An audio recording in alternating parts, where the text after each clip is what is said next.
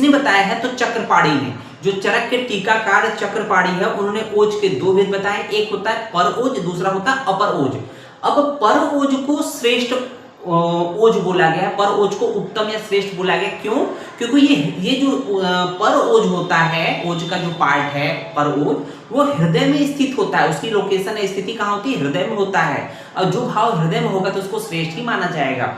और साथ ही साथ जो अपर ओज होता है वो संपूर्ण शरीर में व्याप्त होता है, संपूर्ण शरीर में विचरण करता रहता है। और अगर इनके प्रमाणों की बात करें, पर ओज और अपर ओज, जो पर ओज का प्रमाण दो और अपर ओज का प्रमाण दोनों इक्वल होता है, तो पर ओज का प्रमाण कितना होता है? 8 बिंदु होता है। कितना होता है? पर ओज का प्रमाण 8 बूंद होता है, ठीक है ना।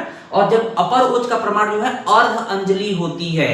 8 बूंद और अर्ध अंजलि दोनों इक्वल अमाउंट होते हैं, दोनों इक्वल मात्रा होती है। फर्क इतना आ जाता है कि कोई चीज ड्रॉप में जब शो करते हैं तो उसकी वैल्यू ज्यादा बढ़ जाती है। जैसे कहते हैं सेव वाटर, जल बचाओ, तो आपने ड्रॉप बना देते हैं जल, इसका महत्व बढ़ जाता है। उसी तरह से जो पर ओज होता है, हृदय में होता है, उसका जो प्रमाण है मात्रा 8 बिंदु होती है, इसलिए उसको श्रेष्ठ बोला गया है।